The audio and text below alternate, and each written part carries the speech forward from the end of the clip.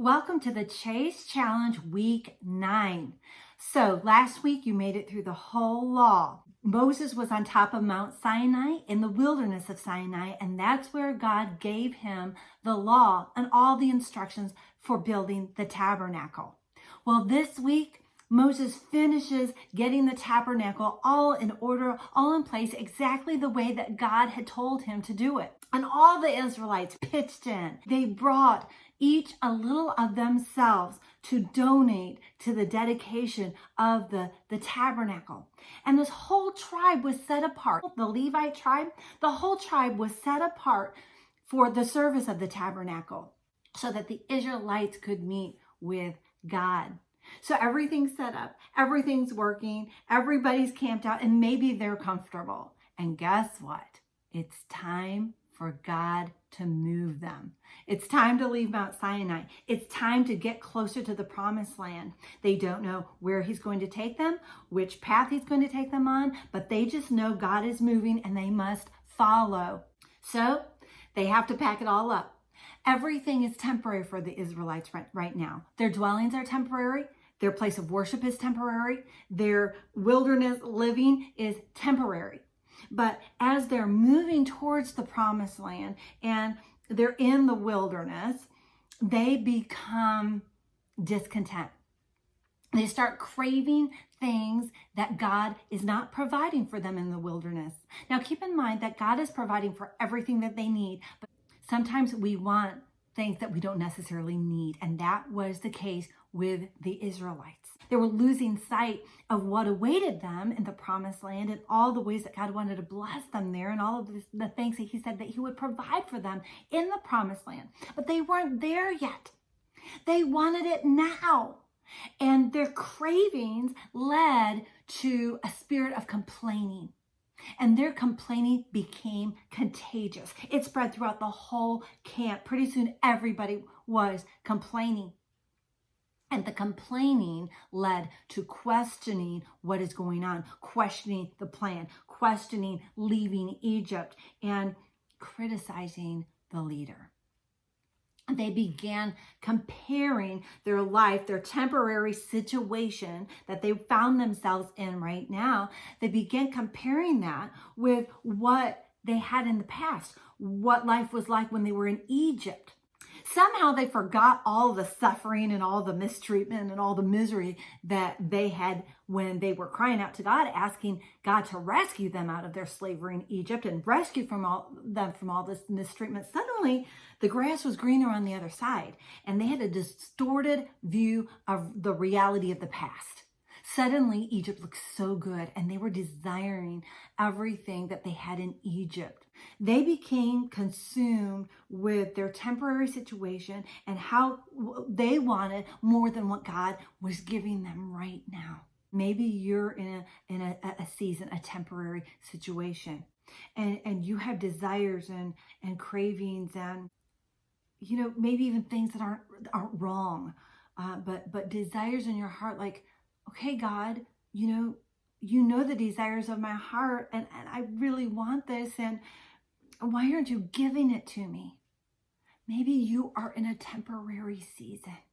Don't forget that God will and has promised to provide for you everything that you need. Maybe not everything you want right now, but there's a future. There's a plan, there's a purpose. He's for us.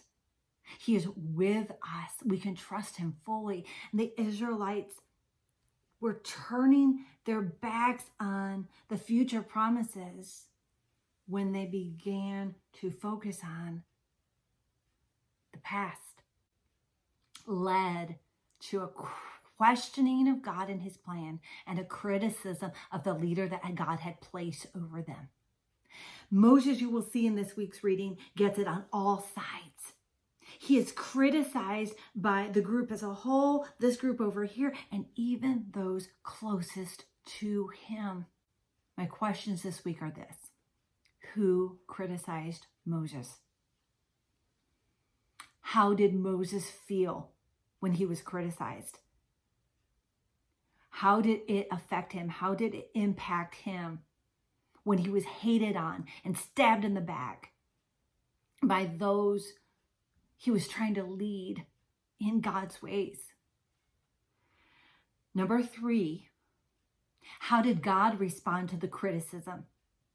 What were the consequences that the people faced for criticizing Moses? Number 4, did the Israelites receive the full consequences for their choice to crave what God was not giving them, contagiously complaining about their situation, comparing what they have now with what they had in the past, and questioning God's plan and criticizing his leader? Did they receive the full consequences of what they deserved because of their choice to really reject God's plan for them and his goodness for them?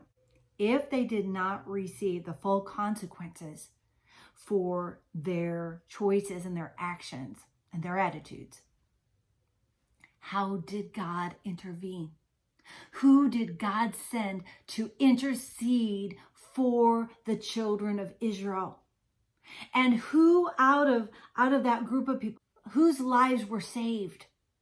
How did God intervene? Who intervened? Who interceded for them? How did he intercede for them? And how were they saved? We have some powerful stories this week of intercession, atonement, the Israelites not getting what they deserve. And it's a beautiful picture of what we will see in future weeks as we study God's word. I don't know where you are today or this week. I don't know what's happening personally in your life, but God does. Remember, every step of the way, that God is worth trusting. He will provide everything that you need. He is for you. He's not against you. Chase after him with all of your heart. I'm praying that this week, God will use every single verse, every single one, to point you to himself and to his truth, that he will reveal things about who you are, maybe some patterns in your life that you've let develop, that he will expose those patterns, and that you will see how he is interceding for you and how he has made a way for you to be rescued out of your own human tendencies, your own human sinful patterns. He wants to rescue you from that and fill you with joy, contentment, thankfulness, grace. He has all of this for you. Chase after him with all of your heart, and I will see you next week.